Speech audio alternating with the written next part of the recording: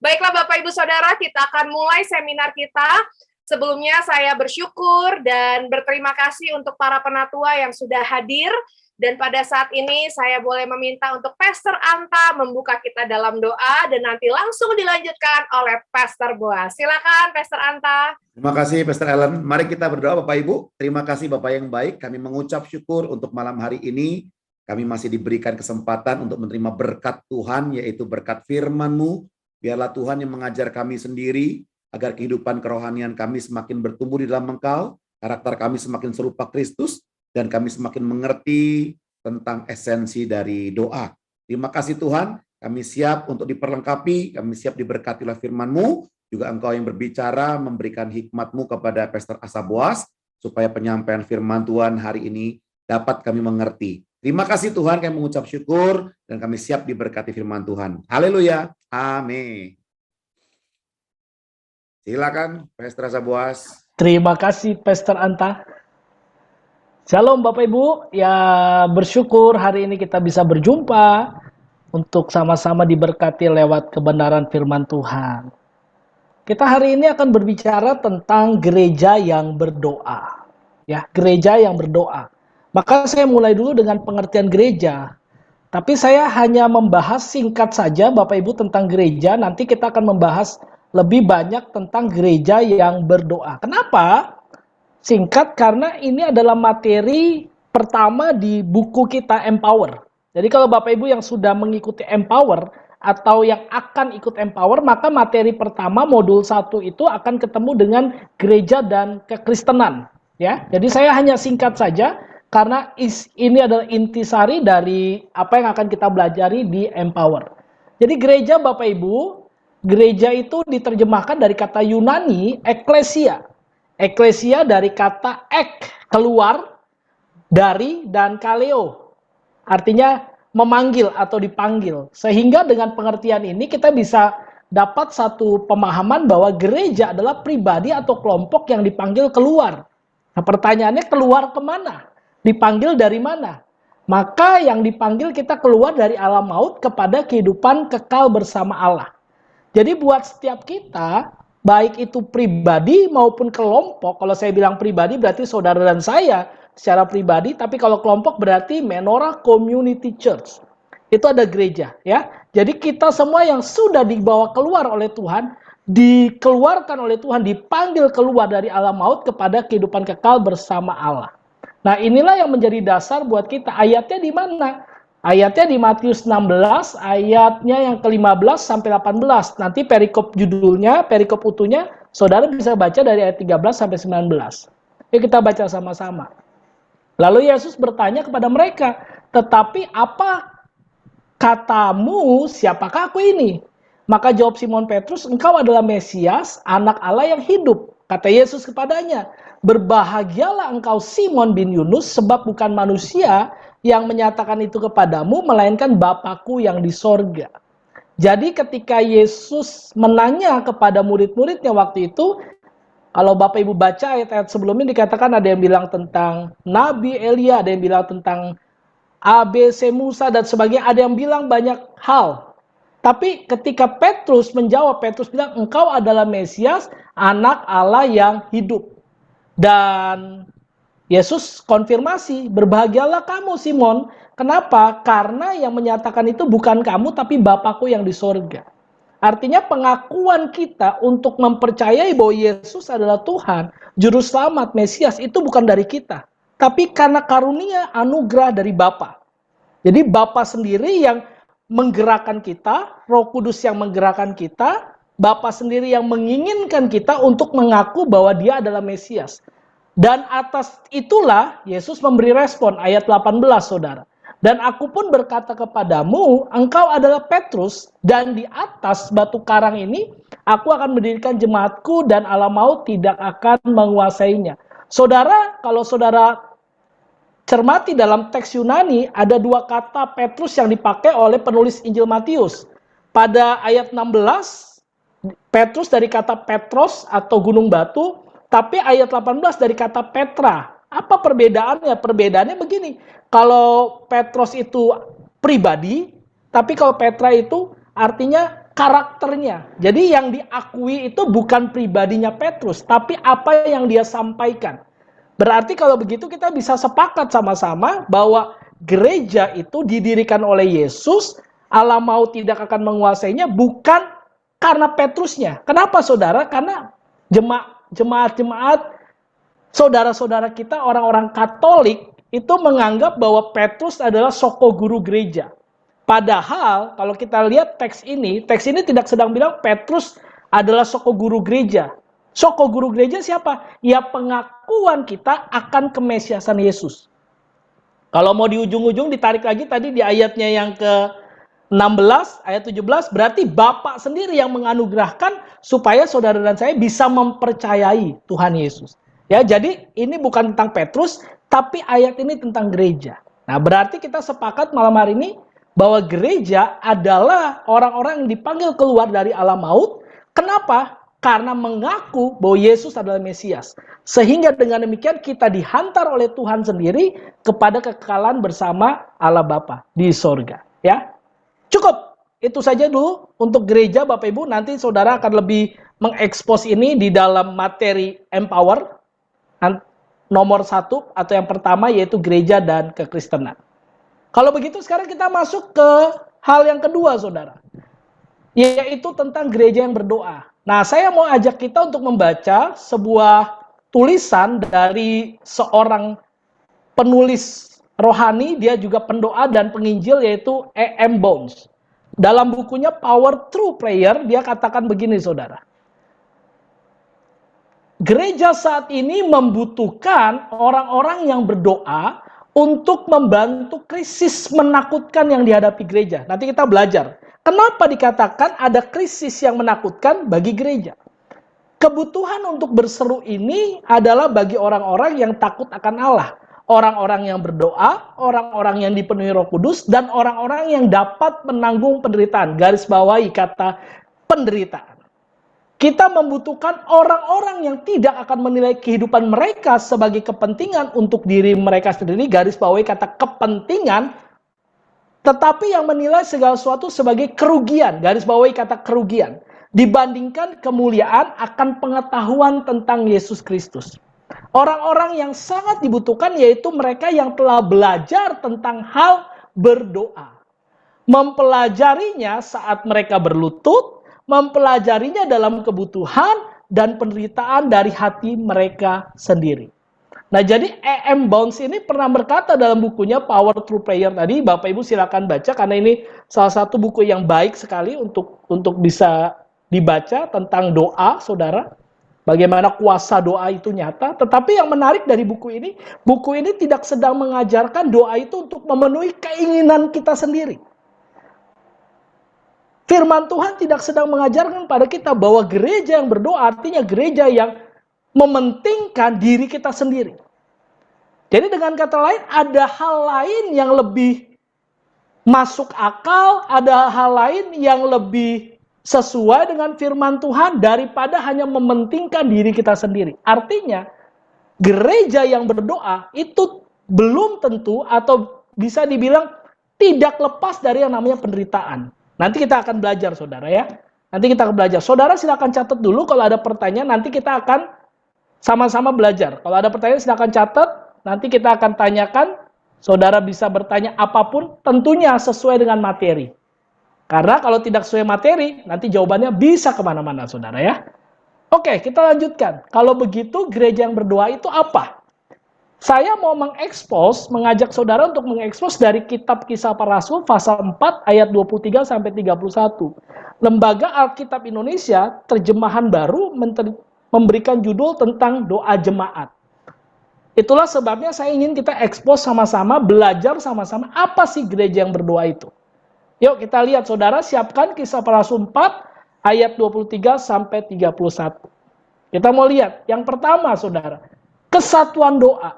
Jadi nanti ada 2 K. K pertama ini kesatuan doa. Apa itu kesatuan doa? Kita lihat saudara. Kisah Para Rasul 4 ayat 23 dan ayat 24 bagian A. Kita baca sama-sama. Sesudah dilepaskan, pergilah Petrus dan Yohanes kepada teman-teman mereka. Ini kisah setelah Petrus dan Yohanes bebas dari mahkamah agama. Bebas dari persidangan mahkamah agama. Kenapa? Karena mereka dinilai ketika hari Pentakosta, lalu mereka menceritakan ada 3.000 orang bertobat, mereka dinilai menjadi seorang yang melawan kepada agama atau Yudaisme saat itu, melawan kepada Romawi saat itu. Sehingga mereka harus disidang. Nah akhirnya setelah disidang kita tahu ceritanya bahwa dengan keras, dengan tegas, dengan lugas, Petrus dan Yohanes bersaksi bahwa tidak ada yang salah dengan apa yang mereka katakan. Dan mereka mengekspos begitu luar biasa. Mulai dari Kejadian sampai kitab Maleaki. Jadi mereka sampaikan kebenaran firman Tuhan. Dan akhirnya mereka dilepaskan. Ketika mereka dilepaskan, dikatakan apa? Lalu mereka menceritakan segala sesuatu yang dikatakan imam-imam kepala dan tua-tua kepada mereka. Nah, perhatikan ayat 24 bagian A. Ketika teman-teman mereka mendengar hal itu, berserulah mereka bersama-sama kepada Allah. Perhatikan saudara. Ketika teman-teman mereka mendengar hal itu, berserulah mereka bersama-sama kepada Allah. Frasa teman-teman dan frasa bersama-sama itu menunjukkan adanya kesatuan, saudara. Berarti yang pertama yang kita pahami malam hari ini, gereja yang berdoa adalah gereja yang bersatu. Saudara dan saya, kita sebagai gereja, baik itu pribadi maupun sebagai Menorah Community Church, tidak bisa berdoa jika tidak ada kesatuan. Makanya kegiatan We Pray setiap pagi, itu bukan kegiatan hanya BSD hari Rabu, hanya Senin Penatua, Selasa wilayah A, Kamis wilayah B, Jumat wilayah C. Bukan, saudara. Ini bukan tentang wilayah, ini bukan tentang komunitas-komunitas tertentu, tapi ini tentang kesatuan. Jadi, kalau kita pahami, mau berdoa sebagai gereja, maka miliki dulu kesatuan. Dan puji Tuhan ya, saudara, kesatuan itu sudah Tuhan anugerahkan. Saudara silakan baca di dalam Yohanes pasal 17. Inti dari doa Yesus adalah meminta supaya kita menjadi satu. Dan menarik sekali, karena padanan yang dipakai oleh Yesus, Yesus meminta kita jadi satu adalah padanan antara Yesus dengan Bapa. Kalau Yesus dengan Bapa adalah satu yang tidak dapat terpisahkan, berarti saudara dan saya adalah orang-orang, kawanan-kawanan, gereja-gereja yang tidak dapat dipisahkan. Sehingga kalau masih bisa dipisahkan, itu pertanyaan besar buat kita. Ya, bukan gerejanya yang salah, jangan-jangan kitanya yang salah. Begitu ya. Jadi lebih sering lihat diri kita daripada lihat orang lain. Nah itu yang pertama saudara, kita membahas tentang kesatuan doa. Jadi doa, gereja yang berdoa adalah gereja yang bersatu. Kenapa? Karena berserunya bersama-sama, teman-teman itu bicara, kata teman-teman itu dari kata Yunani adelphos, saudara. Adelphos artinya saudara, mesra, persekutuan, kasih di dalamnya. Nah itu bicara tentang apa? Bicara tentang kesatuan. Ya, kita semua saudara, tidak ada yang tidak saudara. Amin. Iya, puji Tuhan. Nah, yang kedua, kita bahas tentang konten doa. Saya akan sedikit banyak di hal ini. Kalau kita sudah bersatu, pertanyaan berikutnya adalah sebagai gereja yang berdoa, apa konten doa kita? Kalau saudara ikuti seminar doa dari 1, 2, 3, ini hanya sekedar pengulangan saudara. Sekedar pengulangan. Kalau saudara masih ingat 1, 2, dan 3, ini hanya pengulangan. Tapi ada beberapa hal yang kita harus pelajari lebih dalam. Yang pertama kita lihat, apa sih konten doa? Kisah Para Rasul 4 ayat 24 bagian B. Yuk kita baca. Sama-sama. Katanya, setelah mereka dengar, mereka berdoa, apa yang mereka doakan? Katanya, ya Tuhan, Engkaulah yang menjadikan langit dan bumi, laut, dan segala isinya. Ya Tuhan, Engkaulah yang menjadikan langit dan bumi, laut, dan segala isinya. Berarti saudara, konten doa yang pertama adalah pujian dan pengagungan. Doa tidak bisa lepas dari pujian dan pengagungan. Saudara dan saya ketika berdoa dalam kesatuan, maka yang pertama kita utarakan pada Tuhan adalah pujian dan pengagungan. Saat itu mereka memahami betul betapa Tuhan adalah penguasa satu-satunya yang menjadikan langit dan bumi, laut, dan segala isinya. Kenapa? Karena mereka lihat dengan kasat mata mereka saat itu. Betapa karya Tuhan begitu luar biasa. Sampai-sampai dua orang yang tidak terpelajar, yaitu Petrus dan Yohanes, dapat berdebat teologi, saudara. Mungkin kalau saya pakai bahasa sedikit hiperbol gitu ya, saya bisa bilang itu adalah debat teologi terpanas abad ini, saudara. Atau abad itu, saudara. Iya kan? Karena Petrus dan Yohanes yang tidak punya background teologi ya, bisa berdebat dengan ahli-ahli agama, saudara. Itu luar biasa. Makanya mereka mengagungkan, memuji Tuhan. Nah, buat kita sekarang, mari kita melihat ketika kita naikkan doa kita sebagai gereja, mari kita bersyukur. Karena sesungguhnya apa yang Tuhan lakukan di masa lalu itu cukup untuk membuat kita bersyukur. Meskipun ada banyak alasan untuk membuat kita berkeluh kesah hari ini. Tapi mari mulai kedepankan dulu pujian kita, pengagungan kita. Makanya kalau Bapak Ibu Saudara ikut We Pray, kenapa sih ada nyanyinya? Kenapa harus nyanyi dulu sih? Ya kan harus ada pujian dan pengagungan, saudara. Jadi udah tepat, saudara. Yang berikutnya, saudara. Kisah Para Rasul 4 ayat 25. Apalagi kontennya, saudara. Kita baca sama-sama. Dan oleh Roh Kudus, dengan perantaran hamba-Mu Daud, Bapa kami, Engkau telah berfirman, mengapa rusuh bangsa-bangsa, mengapa suku-suku bangsa mereka-reka perkara yang sia-sia. Yang kedua, saudara, setelah kita memuji dan mengagungkan Tuhan, kita berdoa harus sesuai firman Tuhan. Doa-doa kita harus sesuai firman Tuhan. Maaf, saudara, coba kita introspeksi. Tepatkah doa seperti ini?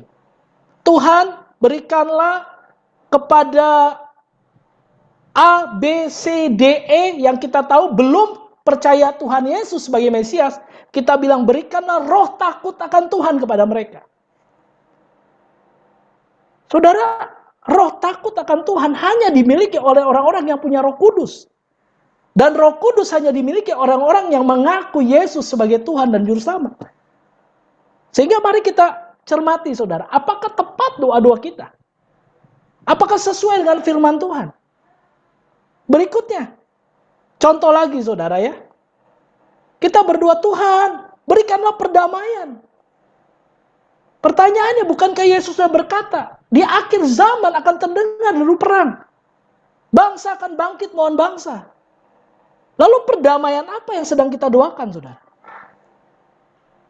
Makanya Kisah Para Rasul 4 ayat 25, mereka bukan sekedar berdoa, tapi mereka membacakan firman. Sehingga doa mereka sesuai dengan firman Tuhan. Jadi rencana Tuhan dan doa kita itu selaras. Bagaimana mungkin kalau rencana Tuhan dan doa kita tidak selaras? Yang nggak klop, saudara. Lalu berikutnya, apalagi, saudara? Kisah Para Rasul 4 ayat 26 dan 27. Kita baca. Raja-raja dunia bersiap-siap dan para pembesar berkumpul untuk melawan Tuhan dan yang diurapinya. Ayat 27. Sebab sesungguhnya telah berkumpul di dalam kota ini Herodes dan Pontius Pilatus beserta bangsa-bangsa dan suku-suku bangsa Israel melawan Yesus, hamba-Mu yang kudus yang Kau urapi. Apa maksudnya? Konten apa yang sedang Kisah Para Rasul kasih tahu sama kita? Ternyata ini bicara tentang konten apa, saudara? Mengerti kondisi aktual dunia ini. Saudara, tidak mungkin bisa kita berdoa tapi kita nggak ngerti kondisi. Tuhan, saya doakan buat COVID. Apa itu COVID? COVID adalah makanan yang sejenis martabak. Gak bisa, saudara. Tuhan, saya berdoa untuk instansi Polri supaya dipulihkan Tuhan. Emang ada apa dengan Polri? Loh, kita nggak tahu kondisi aktualnya. Tuhan, saya berdoa buat daerah BSD dan sekitarnya. Saya aja nggak kenal sama lurah BSD. Saya mau doain apa, saudara? Kita harus punya pemahaman, punya pengertian tentang kondisi yang ada. Tuhan, saya mau berdoa untuk suku-suku yang terasing. Apa suku-suku yang terasing itu? Siapa mereka? Apa kebutuhan mereka? Seperti Kisah Para Rasul, mereka berdoa karena mereka tahu ini kondisinya Herodes, Pontius Pilatus udah bangkit nih melawan Yesus nih. Nah, ini kan faktual, saudara. Ini kan aktual yang terjadi di dalam kehidupan mereka waktu itu. Makanya Tuhan mau ajarkan buat kita hari ini. Mari, kalau sebagai gereja kita ngerti kondisi. Jangan cuma nontonnya drakor, nontonnya gosip. Gosip boleh, kadang-kadang gosip juga bisa jadi bahan doa kita kan. Tapi nontonnya politik gitu kan, sedikit banyak. Nontonlah kenapa sih sampai sekarang itu yang namanya Rusia dan Ukraina itu nggak berhenti-berhenti, nggak berdamai. Ngertilah kapan sih kira-kiranya pemerintah mau naikkan nih bahan bakar. Jadi kita kita update, saudara. Yang kita doakan itu memang kita mengerti. Lalu berikutnya, saudara, berikutnya. Apalagi, saudara, kontennya? Kisah Para Rasul 4 ayat 28 dan 29. Untuk melaksanakan segala sesuatu yang telah engkau tentukan dari semula oleh kuasa dan kehendak-Mu. Dan sekarang ya Tuhan, lihatlah bagaimana mereka mengancam kami dan berikanlah kepada hamba-hamba-Mu keberanian untuk memberitakan firman-Mu. Wah, ini menarik, saudara. Sekali lagi kita baca ya, ayat 28-29 ya. Untuk melaksanakan segala sesuatu yang telah engkau tentukan dari semula oleh kuasa dan kehendak-Mu. Dan sekarang ya Tuhan, lihatlah bagaimana mereka mengancam kami. Seharusnya, saudara, seharusnya kalimat berikutnya adalah begini. Dan sekarang ya Tuhan, lihatlah bagaimana mereka mengancam kami. Makanya Tuhan tolong kami dong. Supaya kami hebat, supaya kami punya kuasa, supaya kami nggak menderita, supaya kami hidup nggak susah. Tapi enggak, saudara. Perhatikan. Kalimat berikutnya berkata, dan berikanlah, doa mereka begini, berikanlah kepada hamba-hamba-Mu keberanian untuk apa? Memberitakan Injil. Jadi apa yang sedang Tuhan ingin dari ayat ini, saudara? Ternyata konten doa kita harus fokus pada misi pemberitaan firman Tuhan. Sebagai gereja yang berdoa, kita harus berdoa sekaligus bermisi, saudara. Oke, dunia ini nggak akan makin baik. Oke, kehidupan ini akan susah. Tapi Tuhan berikan kami keberanian untuk beritakan firman. Saudara bisa lihat ya. Jadi ternyata gereja yang berdoa itu bukan gereja yang mengedepankan kepentingan sendiri, kebutuhan diri sendiri. Tapi bagaimana gereja fokus kepada misi pemberitaan firman Tuhan. Lagi, saudara, lihat kontennya. Kisah Rasul 4 ayat 30. Nah, perhatikan, saudara, ayatnya berkata apa? Ulurkanlah tanganmu untuk menyembuhkan orang. Kan yang menderita mereka. Kenapa jemaat berdoa untuk ulurkan tanganmu untuk nyembuhin orang, Tuhan? Nyembuhin saya dong. Berkati saya dong. Kan saya yang susah. Kenapa ulurkan tangan untuk orang? Adakanlah tanda-tanda mujizat-mujizat oleh Yesus, hamba-Mu yang kudus, buat saya dong. Kenapa fokusnya orang, saudara? Karena ternyata Tuhan inginkan, saudara, kepedulian terhadap kebutuhan orang lain. Jadi doa gereja yang berdoa bukan gereja yang meminta apa yang menjadi kebutuhan kita. Mungkin saudara tanya gini, tapi kan gak salah dong meminta. Gak salah, saudara. Tapi sebagai gereja yang tadi dipanggil keluar dari alam maut kepada kekekalan bersama Bapa, oleh karena mengakui Yesus sebagai Mesias, maka kita harus konsekuen sebagai gereja, doa-doa kita sebagai gereja harus berujung kepada misi pemberitaan firman. Karena apa gunanya sakit jadi sembuh, apa gunanya miskin jadi kaya, tapi jiwa kita binasa. Saudara, sampai kapanpun perang akan terus terjadi. Mau ditahan kayak bagaimanapun, BBM akan naik. Tapi yang satu-satunya kepastian di dunia ini, Kisah Rasul 4 ayat 12 kalau saudara baca. Di bawah kolong langit ini tidak ada nama lain yang olehnya kita diberi kuasa. Untuk apa? Untuk mengaku dia anak Allah. Dan kita mendapatkan kehidupan kekal. Itulah yang seharusnya kita kedepankan dari setiap doa-doa kita sebagai gereja. Kalaupun yang kita mintakan untuk kesembuhan, kepedulian terhadap orang lain. Bukankah ini perkataan Petrus? Ketika diserambi bait Allah ada yang sakit, lalu Petrus berkata apa? Emas dan perak aku nggak punya. Kenapa Petrus nggak minta? Tuhan kasih emas dan perak supaya aku kaya. Enggak, Petrus bisa melayani tanpa emas dan perak yang dia punya. Kenapa, saudara? Karena emas dan perak itu nggak terlalu penting. Emas dan perak tidak membawa kita ke sorga. Emas dan perak tidak bisa mematahkan setiap kuasa dosa dan maut. Yang bisa melakukannya hanya kuasa Yesus dan kepercayaan kita kepada Yesus sebagai Tuhan dan Juru Selamat. Jadi dalam doa-doa kita, mari tangisi. Tangisi bukan kepentingan kita, tangisi bukan kebutuhan kita, tapi tangisi supaya orang lain bisa mendengar tentang Yesus. Tidak pernah ada perdamaian tanpa ada kepercayaan kepada Yesus. Percuma kita doakan perdamaian. Sudah ayatnya bilang dunia ini akan perang. Yang kedua, perdamaian hanya ada kalau kita percaya Yesus. Yohanes pasal 14, ada damai sejahtera yang Tuhan berikan. Yang dunia ini nggak bisa berikan. Bagaimana ketemuin orang dengan kedamaian seperti itu? Ya ketemukan dia dengan Yesus. Itulah yang kita doakan, saudara. Kenapa kita berdoa hanya untuk ujungnya, bukan untuk pangkalnya, saudara? Karena pangkal dari semua masalah di dunia ini, karena orang belum percaya Yesus sebagai Tuhan dan Juru Selamat. Dan itulah yang seharusnya sebagai gereja kita doakan. Nah, jaminannya apa? Apa Pak jaminannya? Kita udah lakukan semuanya Pak. Kita udah bersatu hati, konten-kontennya udah jelas Pak. Untuk penginjilan Pak, untuk misi Pak. Lalu apa jaminannya bagi kita? Oh ada saudara. Ada saudara. Kita lihat ayatnya. Ayat 31. Kisah Rasul tadi. Dan ketika mereka sedang berdoa. Nah ini.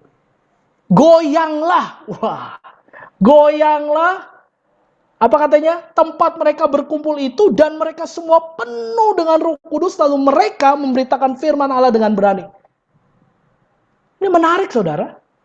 Ini seperti pengulangan yang terjadi di ruang atas di Yerusalem itu saudara. Ketika Pentakosta terjadi maka semua rasul-rasul dan orang-orang yang mengikuti doa itu mereka penuh, tempatnya goyang, penuh dengan Roh Kudus. Apa ini maksudnya Pentakosta kedua? Apa ini maksudnya pengulangan dari kepenuhan Roh Kudus? Oh bukan. Makanya kita harus belajar bahasa aslinya saudara. Yuk kita lihat yuk. Kata penuh di teks ini memakai kata pleto. Pleto artinya genap atau menggenapi. Berarti ini adalah sebuah penggenapan jika kita mengikuti ada kesatuan, ada konten-konten yang tepat sesuai dengan firman Tuhan. Ujungnya adalah misi dan penginjilan pemberitaan firman Tuhan. Maka ada penggenapan yang sedang terjadi. Apa penggenapan apa? Kisah Para Rasul 1 ayat 8. Kita baca sama-sama. Ayat hafalan kan? Tetapi kamu akan menerima kuasa kalau Roh Kudus turun ke atas kamu dan kamu akan apa? Menjadi saksiku di Yerusalem dan di seluruh Yudea dan Samaria dan sampai ke ujung bumi. Saudara, ayat ini match dengan ayat 31 tadi, saudara perhatikan. Ketika mereka sedang berdoa, goyanglah tempat mereka berkumpul itu dan mereka semua penuh, pleto, ada kegenapan, ada hal yang digenapi, yaitu Roh Kudus menggenapi mereka, ada kuasa yang turun buat mereka. Untuk apa saudara? Perhatikan. Lalu mereka memberitakan firman Allah dengan berani. Seharusnya setiap habis we pray, setiap habis berdoa, harusnya kita punya keberanian untuk beritakan Injil. Siap buat pergi nih. Inilah jaminan buat kita saudara. Jadi sekali lagi, jaminannya itu bukan buat kepentingan diri kita. Tapi jaminannya adalah ada penggenapan. Kalau saudara mau Kisah Rasul 1 ayat 8 itu digenapi dalam hidup saudara, dalam hidup kita semua sebagai gereja, mari berdoa dengan sungguh. Maka ada pleto itu, kegenapan itu terjadi. Dan kita bisa memberitakan firman dengan berani. Dalam segala keadaan, kita bisa tetap beritakan firman. Saya tutup saudara. Mari kita baca sama-sama. Gereja tidak berdoa untuk misi pribadi. No. Bukan buat kepentingan diri kita. Gereja berdoa untuk menggenapi visi dan misi Allah bagi dunia. Nah, sebagai gereja MCC, Menorah Community Church, visi kita jelas, saudara. Tuhan sudah tanamkan visi kepada gereja kita, yaitu panen raya tuayan dan pengembangan gereja tanpa batas. Inilah yang kita doakan. Misinya jelas, menjadi dan menjadikan murid. Nah, untuk itu kita punya saudara tagline. Masih ingat atau udah lupa nih? Kalau saya berkata mission in action, Sekali lagi, mission in action. Nah, itulah yang harusnya kita doakan. Supaya di ujung setiap doa-doa kita sebagai gereja, kita punya keberanian dan kuasa-kuasa Allah itu menyertai. Kita berani untuk mengabarkan bahwa Yesus adalah satu-satunya juru selamat. Dan dengan demikian, kita sedang menggenapi misi Allah bagi dunia ini. Tuhan Yesus memberkati kita semua. Saya kembalikan kepada Pastor Ellen. Terima kasih, Pastor Boas. Mari kita berikan tepuk tangan, Bapak Ibu Saudara yang terkasih dalam Tuhan, untuk pemaparan materi dari seminar doa ini. Bahwa tadi yang disampaikan oleh Pastor Asa Boas ada beberapa poinnya, dan nanti materi akan dikirimkan melalui WhatsApp group. Bahwa gereja yang berdoa dari Kisah Para Rasul 4 ayat 23-31 memiliki yang pertama kesatuan doa. Lalu yang kedua konten doa. Ada pujian pengagungan, doa yang sesuai dengan firman Tuhan sehingga doa kita selaras dengan rencana Tuhan. Mengerti kondisi aktual dunia, fokus pada misi pemberitaan firman Tuhan, dan juga kepedulian terhadap kebutuhan orang lain. Dan jaminannya bagi gereja yang berdoa adalah kegenapan. Ada amin? Bahwa kita, gereja bukan berdoa untuk misi pribadi, tetapi untuk visi misi kerajaan surga. Puji Tuhan. Baiklah Bapak Ibu Saudara yang terkasih dalam Tuhan, ada yang ingin bertanya, karena saya percaya ya, dari tadi yang Pastor Asa Boas sampaikan, ada hal-hal yang menjadi kebiasaan kita pada saat kita berdoa yang kita perkatakan. Tetapi hari ini kita dibukakan dengan kebenaran firman Tuhan. Ya, saya persilakan jika ada Bapak Ibu Saudara yang ingin memberikan pertanyaan. Oh ya, silakan Pastor Sony, kami persilahkan. Shalom semua Bapak Ibu dan narasumber Pak Boas. Ya, senyumnya luar biasa. Pak Boas, saya mau tanya nih. Ya, untuk yang nomor 1 tadi ya tentang kesatuan doa, supaya kami semua bisa memahami juga secara khusus. Di situ kan dibahas tentang kesatuan di kata frasa teman-teman, kemudian berseluruh mereka bersama-sama kepada Allah. Bicara tentang kesatuan. Nah, kesatuan di sini adalah kesatuan yang hakiki secara ketuhanan Yesus Kristus, atau juga berkaitan dengan kesatuan dengan tubuh Kristus yang unik-unik. Nah, modelnya kan unik-unik. Nah, apakah itu menjadi kesatuan yang satu paket yang penuh, atau sekedar dengan kesatuan secara ketuhanan Kristus saja? Karena kan kita menyadari bahwa tubuh Kristus ini atau orang-orang percaya kan super unik ya. Ya, seperti itu. Terima kasih, mohon penjelasannya Pak Boas. Terima kasih Pak Sony. Sebetulnya di materi Empower modul 1 itu sudah ada tuh penjelasannya Bapak Ibu. Bahwa ini bicara tentang kesatuan, baik itu secara pemahaman kita kepada Tuhan, berarti Tuhan yang sama. Tapi yang kedua juga tadi yang Pak Suli sampaikan, berarti secara tubuh Kristus. Karena gereja itu kan tidak hanya bicara tentang pribadi, gereja juga bicara tentang kelompok. Makanya tadi di awal saya sampaikan bahwa eklesia itu sebenarnya artinya adalah pribadi atau kelompok. Jadi bukan hanya bicara tentang pribadi, tapi satu kelompok. Nah dalam hal ini tentu yang kelompok itu adalah Menorah Community Church. Ya, maka kita kesampingkan wilayah, apakah itu dari Kuitang, BSD, Selipi, lalu Tangerang, itu sudah tidak ada lagi. Di dalam Tuhan pasti semuanya satu, ya kan? Maka kita akan menuju kepada kesatuan yang sebenarnya, gitu Pak Sony. Merdeka. Iya. Nanti saya pikir di Empower akan dibahas, pasti dibahas itu. Terima kasih. Haleluya. Ya. Haleluya. Terima kasih Pastor Sony untuk pertanyaannya. Sudah menjawab ya Pastor Sony ya? Atau ada mau ditanyakan lagi Pastor Sony? Sangat menjawab, jadi hati saya tenang gitu. Terima kasih. Terima kasih Pastor Sony. Ya, baik Bapak Ibu Saudara, ada lagi yang lain yang ingin bertanya? Ya, saya mau bertanya. Silakan Pak Edi, silakan Pak Edi. Shalom, narasumber dan semua hamba Tuhan. Shalom. Saya mau bertanya. Seperti tadi katakan bahwa kita harus memberitakan Injil dengan berani. Apakah situasi itu dan kondisi sekarang di Indonesia ada hamba Tuhan yang berbicara berani dan lantang tentang kebenaran Kristus.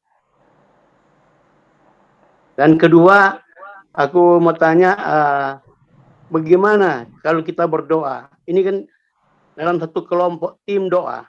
Kita berdoa untuk kelompok kepentingan gereja. Tapi kalau kita berdoa untuk pribadi, bagaimana? Bisa nggak? Barangkali aku salah dengar tadi, salah mengerti, maaf. Itu aja pertanyaan saya. Terima kasih. Oke, Pak Edi, saya ulang ya. Saya tadi belum nangkap secara sempurna. Apakah pertanyaan Pak Edi adalah, lalu bagaimana penginjilan pemberitaan Tuhan secara berani begitu di Indonesia Ya, ini? secara umum, dengan situasi dan kondisi Indonesia ini. Oke, dengan situasi dan kondisi, apakah mungkin masih memberitakan Injil begitu? Kalau mungkin pasti ada, tapi apa secara lantang dan berani memberitakan kebenaran.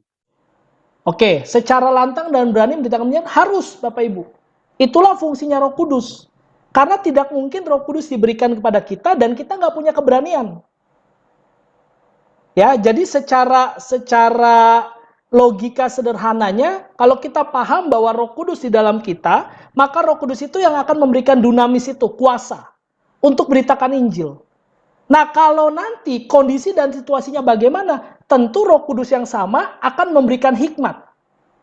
Tentu berbeda dengan misalnya memberitakan Injil di Amerika yang mayoritasnya Kristen. Mungkin gitu maksud Pak Edi. Tapi di Indonesia, seperti di Madura, baru-barusan ini kan ada penginjilan di sana. Kemudian ada kontra dari masyarakat di sana. Iya. Atau ada satu pastor ada yang buat penyembuhan-penyembuhan di Kalimantan. Gerejanya ditutup. Bukan gereja semua, tempat pertemuan. Tapi samping itu kan yang memberitakan firman. Ya. Oke, jadi jadi dimungkinkan, sangat dimungkinkan. Dan seharusnya kita apapun kondisinya, pemberitaan firman jangan sampai terhambat. Namun Roh Kudus akan memberikan hikmat. Contoh, saya contohkan Pak Edi. Pak Edi sedang pegang Alkitab sekarang? Boleh lihat di dalam Kisah Para Rasul pasal 4 yang tadi kita bahas, lalu ayat berikutnya Pak. Ayat 32 sampai 37. Boleh lihat Kisah Para Rasul 4 ayat 32 sampai 37. Kondisinya ini mirip-mirip dengan Indonesia nih, karena mereka ditentang dari segi pemerintahan, dari segi politik. Lalu mereka beritakan Injil dengan cara apa? Nah, coba lihat Kisah Rasul 4 ayat 32 sampai 37. Adapun kumpulan orang yang telah percaya itu, mereka sehati dan sejiwa. Dan tidak seorang pun yang berkata bahwa sesuatu dari kepunyaannya adalah miliknya sendiri. Tetapi segala sesuatu adalah kepunyaan mereka bersama. Ayat 33. Dan dengan kuasa yang besar, Rasul-Rasul memberi kesaksian tentang kebangkitan Tuhan Yesus dan mereka semua hidup dalam kasih karunia yang berlimpah-limpah. Oke, terima kasih Pak Edi. Nanti bisa dilanjutkan Bapak Ibu. Jadi maksud saya begini, ternyata meskipun kondisinya tidak memungkinkan untuk kita secara verbal bisa beritakan Injil, namun dari gaya hidup kita, dari cara hidup kita, kita sedang beritakan Injil. Nah, nanti ketika dari gaya hidup kita yang baik, dari Kisah Rasul 4 ayat 32 sampai 37 itu bagaimana kita bersatu, cara hidup jemaat yang mula-mula, nanti saudara bisa pelajari. Ketika kesaksian hidup kita, maka Roh Kudus akan bekerja. Misal, Pak Edi atau Pak Edi cuma nyapu di depan rumah begitu kan, tapi gaya hidupnya ini baik. Tetangga sampai lihat, Pak Edi ini bensin mau naik tapi senyum terus ya. What happened? Nah, di situ Pak Edi bisa berkata, oh ya jelas tuh. Saya punya sumber sukacita yang jauh melebihi apakah harga naik atau tidak. Cerita Yesus, Pak. Jadi caranya, pembukaannya kita bisa dari berbagai cara. Kalau Kisah Rasul 4 itu mengajarkan dari cara hidup kita. Miliki cara hidup yang baik. Menjadi garam dan terang dunia. Nanti dengan begitu kita bisa sampaikan. Begitu Pak Edi. Oke ya. Ya. Terima kasih. Ya. Pak Boas, terima kasih. Ya, sama-sama Pak Edi. Tuhan berkati. Tuhan berkati ya. Puji Tuhan, terima kasih Pak Edi untuk pertanyaannya sudah menjawab ya Pak Edi ya. Oke, baik. Saat ini kembali Pak Sony akan memberikan pertanyaan. Silakan Pak Sony. Mungkin saya mau menggarisbawahi Berarti anu ya Pak Boas, kalau kita menyampaikan Injil atau tindakan misi atau amanat agung, kita bukan sekedar secara verbal saja ya, tetapi ternyata di dalam kehidupan kita antara verbal dan sikap kehidupan harus sejalan ya, gitu maksudnya Pak ya? Ya, betul Pak Pak Sony. Boas. Jadi Bapak Ibu, Pak Sony, ketika ingat yang perlu kita ingat presuposisinya ya. Jadi begini, keselamatan itu tidak pernah terjadi karena kita berbuat baik. Pertama itu. Dan keselamatan tidak pernah terjadi karena orang melihat kita berbuat baik. Enggak. Jadi keselamatan hanya terjadi ketika orang itu mengaku Yesus adalah Tuhan. Sehingga sikap kita saja yang berbuat baik itu nggak pernah menyelamatkan tetangga kita. Nggak pernah menyelamatkan seisi rumah kita. Kita harus dengan verbal mengatakan. Sebab firman-Nya berkata ini, siapapun orang yang percaya dalam hatinya dan mengaku dengan mulutnya bahwa Yesus adalah Tuhan, maka dia diselamatkan. Berarti ujung-ujungnya kita harus bicara bahwa Yesus satu-satunya juru selamat yang hidup. Jadi sikap itu hanya perantara Pak Sony dan Bapak Ibu. Tapi bagaimana mungkin kita bisa beritakan secara verbal, memberitakan Yesus baik, memberitakan Yesus juru selamat kalau hidup kita bertolak belakang dengan firman. Kan begitu kan? Nggak mungkin. Ibaratnya kita mau pindah dari satu desa ke desa lain, tapi jembatannya kita robohin. Nggak bisa, saudara. Ya, jembatannya harus tetap ada. Cara hidup kita harus baik. Tapi ujung-ujungnya, sampaikan Yesus adalah Tuhan. Sebab itu, pengakuan itu yang akan menyelamatkan. Tadi Matius 16 tadi kan, ayat 18. Bahwa di atas pengakuan ini, batu karang ini akan kudirikan jemaatku. Begitu Pak. Terima kasih. Iya. Baik. Oh, terima kasih Pak. Berarti harus selaras ya Pak Boas ya, antara perkataan verbal kita tentang kebenaran, begitu juga dengan hidup kita. Betul. Ya, terima kasih Pak Boas. Terima kasih Pastor Sony. Ya, ada lagi pertanyaan berikutnya Bapak Ibu Saudara. Saya Pastor. Ya, silakan Ibu Ida. Ini ada yang mengenai tentang konten doa, dari konten doa tentang mengerti kondisi aktual dunia. Itu doanya seperti apa? Karena kan kita selalu berdoa untuk daerah-daerah di pelosok-pelosok yang kita tidak tahu bagaimana keadaannya, bagaimana kejadiannya. Tapi kita tetap berdoa untuk mereka. Nah, itu seperti apa yang benarnya cara berdoa kita untuk gereja-gereja yang berada, para penginjil yang berada di pelosok-pelosok, berada di pelosok-pelosok Indonesia. Jadi bagaimana, seperti apa bahasanya, cara berdoanya itu seperti apa gitu. Oke, terima kasih Bu Ida. Yang pertama, kita mulai dari lingkungan terkecil dulu Bapak Ibu. Tetangga kita dulu, nggak usah jauh-jauh ke pelosok. Pertama itu ya. Tapi mungkin pertanyaan Bu Ida begini, kalau ada pokok doa itu bagaimana Pak Boas? Kan gitu ya. Saya nggak cari itu pokok doa itu. Kalau saya sih cari tetangga saya, cari ibu-ibu yang ada di sekolah, waktu saya anterin anak ke sekolah misalnya begitu. Tapi ini kan tiba-tiba datang pokok doa nih. Nah, saran saya Bapak Ibu, ketika datang pokok doa itu kita doakan, tapi kita cari tahu. Oh, kenapa sih harus doain? Misalnya, harus doain di daerah Baduy. Ada apa di Baduy? Oh, ternyata Baduy ini suku yang begini. Sehingga kita doakan sesuai dengan apa yang kita mengerti. Kira-kira begitu, Bida. Seperti mereka waktu itu. Mereka juga nggak sedang bicara tentang dunia ketiga ya. Nah, dunia ketiga itu nanti kita bisa bahas kalau ada seminar misi nih. Nanti ada dunia 1, 2, 3. Nah, kita bisa bahas di situ. Mungkin nggak malam hari ini, saudara. Tapi kira-kira kalau kita dapat pokok doa tentang dunia ketiga atau misi, biasanya disebut begitu, maka kita cari tahu, Google aja. Sekarang nih lagi gampang Google. Pokok doa keluar oleh tim doa, oleh ketika kita WePray, doakan suku-suku yang terasing. Ketik Google, suku terasing apa ya? Oh, 1, 2, 3. Nanti akan ketemu tuh, oh berarti saya akan doakan suku Eskimo misalnya.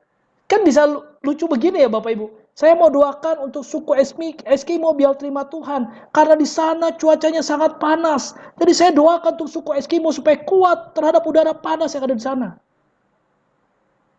Ya gimana, Eskimo kan kutub. Nah sampai kalau begitu aja kita nggak tahu kan, doa kita tuh seperti main-mainan saudara. Iya kan? Makanya itu ya diperlukan kita harus aktual mengetahuinya. Tapi saran saya, Bu, kalau kita berdoa, cari dulu yang terdekat, yang lingkungan kita. Karena biasanya kita lebih mengerti. Kalaupun dapat pokok doanya, Pak, cari Google. Saya doain apa sih nih? Kan gitu kira-kira ya. Saya nggak tahu nih Bapak Ibu suka begitu nggak? Karena saya biasanya begitu. Saya mau cari tahu dulu, saya suruh doain ini, tapi doain ini apa? Apa yang saya doain? Gitu ya Bapak Ibu ya. Kira-kira gitu Bu Ida. Teknisnya bagaimana? Teknisnya mah terserah Ibu, terserah Bapak. Syukur-syukur Tuhan berkati Bapak Ibu suruh pergi langsung. Ah, saya mau tahu ada apa sih di Baduy misalnya. Saya pergi aja ke sana. Ada apa di Eskimo? Saya ke Eskimo aja sekalian biar doa saya tepat. Wah, silakan Bapak Ibu ya. Itu ya, kira-kira ya. Ke Eskimo kedinginan, Pak. Oh, saya pikir kepanasan, Pak. Puji Tuhan, terima kasih Bu Ida untuk pertanyaannya. Ya, Bapak Ibu ada lagi yang ingin memberikan pertanyaan? Nita mau nanya. Ya, silakan Ibu Nita. Iya. Kalau aku tuh hampir setiap hari itu di dalam doa tuh suka berdoa buat para apologet Kristen. Karena memang saat ini yang berani berperang untuk menyatakan Yesus itu adalah Tuhan itu mereka. Ya. Nah, Nita juga belajar banyak dari apologet dan akhirnya pengenalan akan Kristus itu kan semakin nyata ya bahwa dia ini memang benar-benar Tuhan gitu, Tuhan Yesus gitu yang keluar dari Bapa Yahweh gitu kan, yang jadi firman, jadi manusia.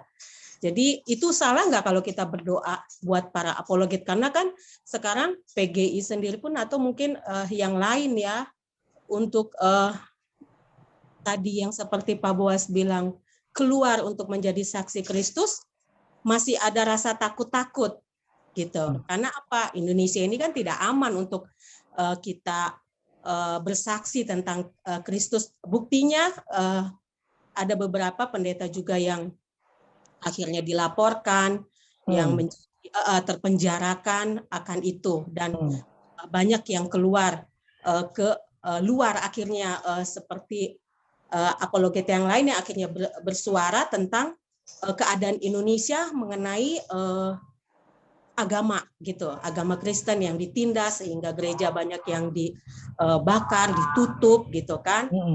Nah, makanya bagaimana kita untuk berani sedangkan kita itu pasti yaitu pelaporan gitu kan, selalu akhirnya jadinya laporan, walaupun Nita juga belajar sedikit-sedikit ketika di kantor bagaimana caranya untuk bersaksi tentang Tuhan melalui Nita pertama itu dengan pujian supaya mereka mendapatkan sukacita setiap bekerja gitu, dan teman-teman yang Muslim juga nggak apa-apa Nita memasang lagu-lagu rohani seperti itu. Nah itu nggak ada salahnya kan, karena kita tahu nih kata Pak Boas tadi kan, yang kita ketahui itu yang harus kita doakan. Walaupun kita kan bertetangga nih kadang kita nggak tahu ya siapa, tapi yang aku ikutin ini para apologet gitu supaya mereka tetap berani untuk menyuarakan Yesus itu adalah Tuhan gitu, memberitakan Injil. Bahkan dari situ banyak juga orang-orang yang akhirnya percaya kepada Kristus dan banyak yang dibaptis. Itu kan pekerjaan luar biasa ya, yang tidak mudah gitu. Yang akhirnya nama pun disamarkan, tempat pun disamarkan karena takut sesuatu akan terjadi terhadap mereka. Seperti itu. Itu menurut Pak Boas salah nggak kalau kita berdoa bukan hanya orang lingkungan, tetapi kita berdoa yang kita ketahui yaitu para apologet. Oke, saya tanya dulu sama Bu Nita, apa sih apologet, Bu? Para apologet yang Nita tahu itu kan ini loh, iman kita terhadap membenarkan iman kita gitu loh Pak. Oke. Jadi berapologet ya. Ya, baik, thank you Bu Nita. Bapak Ibu, kata apologet itu dari kata apologia, bahasa Yunani artinya membela iman. Dan apologia itu adalah salah satu tugas gereja. Diterjemahkan oleh kata yang sepadan dari kata Yunani marturia, jadi martir. Jadi sebenarnya Ibu Nita sedang bertanya, apakah boleh doakan orang yang sedang menyampaikan firman? Jelas boleh. Karena itulah tujuannya. Kan gitu kan. Makanya tadi kisah Rasul pasal 4 tadi dalam konten doa, kita sedang berdoa supaya kita diberikan keberanian untuk apa katanya? Memberitakan firman. Jadi apologet itu adalah gereja, saudara. Orang yang membela iman. Membela iman dalam pengertian begini. Kalau ada orang tanya kepada saya, Boas, buktikan bahwa Yesus adalah Tuhan. Saya akan jelaskan. Nah, oleh sebab itu, saudara dan saya sebagai gereja ditantang untuk belajar. Kalau ditanya malam hari ini sama tetangga saudara, buktinya mana? Yesus itu Tuhan. Oh ya pakai iman aja, nggak bisa saudara. Mereka butuh jawaban, bukan butuh itu. Kalau udah ngomongin tentang iman, udah biasanya perang tuh. Karena yang dikedepankan iman. Udah pakai iman aja Yesus adalah Tuhan. Enggak, saudara harus punya jawabannya. Paling tidak saudara mengerti dari Alkitab, kenapa Yesus dikatakan iman. Dan ketika itulah saudara sedang memberitakan firman. Seperti tadi kisah para Saul. Petrus dan Yohanes sedang beritakan mulai dari Kejadian sampai Maleaki tentang siapa itu Yesus. Kalau orang yang tidak terpelajar aja, mungkin saudara bilang, saya kan nggak sekolah teologi apa. Itu udah bukti loh. Petrus Yohanes itu nggak sekolah teologi. Tapi bisa ngomong depan mahkamah agama. Sampai mahkamah agama angkat topi dan bebaskan mereka. Karena nggak ditemukan kesalahan mereka. Nah, saya mengajak saudara untuk belajar sungguh-sungguh tentang firman Tuhan. Sourcesnya udah banyak, saudara. Ya, kalau mau tanya-tanya nanti bisa tanya saya atau tanya pastor-pastor yang ada di wilayah Bapak Ibu, silakan. Pasti kita dengan sukacita untuk membantu Bapak Ibu bisa memahami firman Tuhan. Paling tidak itu, saudara tahu kenapa Yesus disebut Tuhan. Ya. Supaya kita firm gitu, kuat, dan kita bisa berapologet nanti, membela iman kita. Jadi boleh didoakan nggak Bu Nita? Harus doakan. Ya, begitu ya Bapak Ibu. Bu Nita begitu? Ya Pak Boas, oke, siap. Terima Ya, kasih. doain aja jangan apologet yang di YouTube, karena kadang-kadang yang di YouTube cuma cari subscriber, ujung-ujungnya buat dia dapat penghasilan. Nggak usah, doain aja. Doain aja kita yang ada di sini, yang menyampaikan firman Tuhan. Kan kita juga apologet. Ya, sudah pasti Pak Boas. Oh, pasti. Terima kasih Bu Nita. Iya, terima kasih. Terima kasih Bu Nita. Ya, Bapak Ibu ada pertanyaan lagi, satu pertanyaan sebelum kita tutup. Silakan Pak Aldi. Ya. Shalom Pak Boas. Shalom Pak Aldi. Tadi kan saya dengar kan kalau kita berdoa itu kan harus sejalan dengan firman Tuhan, benar nggak Pak? Benar banget. Kalau sejalan dengan firman Tuhan berarti sejalan seiring maunya Tuhan. Betul banget. Nah, tapi kalau kita berdoa semaunya Tuhan, kenapa kita harus berdoa gitu loh Pak? Kalau kenapa dia lakukan aja sendiri gitu loh. Coba ulangi Pak. Kayaknya ada kesalahan dari pertanyaan Pak Aldi. Coba ulangi pelan-pelan diksinya. Jadi gini Pak, kalau kita berdoa sejalan dengan firman Tuhan, sejalan dengan Tuhan. Ya. Kenapa kita nggak boleh berdoa dengan seiring kemauan kita, tapi harus kemauan Tuhan? Kenapa nggak kan sendiri aja yang lakukan gitu Pak? Kenapa kita harus berdoa seperti yang Tuhan mau? Gitu? Bapak Aldi pernah membaca ayat yang berkata berdoalah kamu? Kira-kira berarti itu disuruh sama Tuhan gitu kan? Berdoa juga disuruh Tuhan. Iya. Nah jadi kalau Pak Aldi tidak melakukan doa, ya berarti nggak melakukan perintah Tuhan, begitu kan? Tapi kenapa berdoa harus seperti yang dia mau gitu loh? Berdoa kenapa harus seperti yang dia mau? Tapi kita nggak boleh punya kemauan gitu. Oke. Berarti ini out of context. Tadi saya dari awal sudah dudukan bahwa ini tentang gereja, bukan tentang pribadi. Nanti kalau Pak Aldi mau dibahas tentang apakah kita nggak boleh punya kemauan, boleh Pak. Tapi tidak dalam konteks gereja. Makanya kalau nanti Pak Aldi boleh baca tentang Power Through Prayer tadi itu, E.M. Bones, buku itu bagus Pak, silakan dibaca, nanti lengkap di situ. Jadi kita bisa mengetahui, kalaupun kita punya kemauan, boleh nggak? Boleh minta, dia kan Bapak kita Pak. Boleh, tapi tidak sedang dalam sebagai gereja. Gereja secara apa? Gereja secara Menorah Community Church. Begitu ya Pak Aldi? Jadi boleh nggak minta Pak? Boleh, silakan, dia Bapak kita kok. Tapi dalam menerjemahkan gereja yang berdoa, yaitu gereja yang bermisi melalui doa, maka kita harus mengedepankan kepentingan-kepentingan misi, kepentingan-kepentingan Tuhan di atas kepentingan pribadi. Itu ayat-ayatnya yang tadi. Gitu Pak Aldi. Jadi boleh nggak berdoa buat pribadi? Silakan, boleh. Gitu Pak Aldi.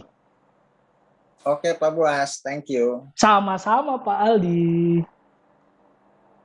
Ya, terima kasih Pak Aldi. Baik Bapak Ibu Saudara, ada pertanyaan? Kalau tidak ada, kita akan tutup seminar doa ini. Ada pertanyaan lagi, satu lagi Bapak Ibu, jika ada yang ingin ditanyakan, silahkan. Baiklah, saya rasa sudah cukup jelas. Jadi kita sebagai gereja yang berdoa, mari miliki kesatuan dalam doa dan kita berdoa dengan konten-konten doa yang sesuai dan selaras dengan firman Tuhan. Dan kita akan menutup seminar doa kita malam hari ini. Tetapi sebelumnya ada beberapa pengumuman Bapak Ibu Saudara. Yang pertama adalah seminar doa yang selanjutnya akan Seminar doa yang selanjutnya akan diadakan pada hari Jumat 7 Oktober. Dan seminar doa ini berjudul Doa dan Misi. Tanggal 7 Oktober, lalu yang berikutnya saya mengingatkan kembali sebagai gereja yang berdoa, mari kita bersatu, bersepakat dalam doa di We Pray setiap hari dari hari Senin sampai dengan Jumat. Demikianlah seminar ini. Kita percaya memberkati setiap kita, dan sebelum kita tutup, saya mempersilakan Pak Nat, mungkin ada kata-kata Pak Nat untuk menutup seminar ini dan sekaligus doa berkat. Kami persilakan kepada Pastor Nathanael. Ya, terima kasih sekali untuk penyampaian materinya. Saya pikir cukup mengcover ya dengan tema yang ada. Tentunya memang mungkin tadi seperti pertanyaan yang terakhir itu, kalau menurut saya memang juga nantinya mungkin perlu disampaikan juga tentang permohonan-permohonan pribadi yang dinaikkan kepada Tuhan ya. Karena menurut saya itu juga sangat relevan dengan kehidupan berjemaat, jemaat secara pribadi gitu. Tapi saya melihat tadi pemahaman-pemahaman yang baik juga untuk gereja berdoa, terutama tadi yang saya tangkap tentang gereja itu harus punya pokok doa yang aktual. Saya setuju tuh. Karena apa? Peran gereja itu kan menggarami, bahkan juga menerangi gitu. Nah, kalau dia nggak tahu aktualisasi yang terjadi pada masa ini, bagaimana dia bisa masuk untuk menggarami dan juga untuk menerangi. Terima kasih Pastor Boas untuk penyampaian materinya. Oke, saya rasa itu saja, dan saya percaya materi-materi selanjutnya pasti akan sangat berguna bagi kita dan juga bagi gereja ya. Untuk itu saya himbau kepada teman-teman, baik tim doa maupun para leaders, bisa terus mengikuti ya, terlibat dan juga mempraktekannya, sehingga seminar ini membawa dampak kepada gereja Tuhan di mana sudah tertanam. Baik, mari kita berdoa.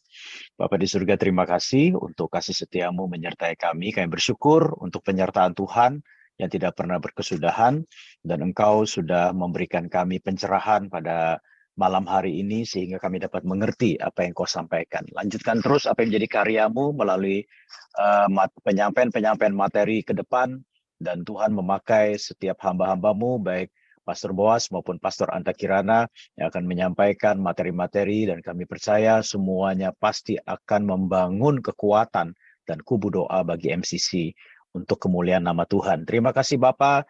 Biarlah damai sejahtera daripada Allah Bapa, cinta kasih daripada Tuhan Yesus Kristus, dan persekutuan dengan Roh Kudus menyertai kita dari saat ini sampai selama-lamanya, dalam nama Bapa, Putra, dan Roh Kudus.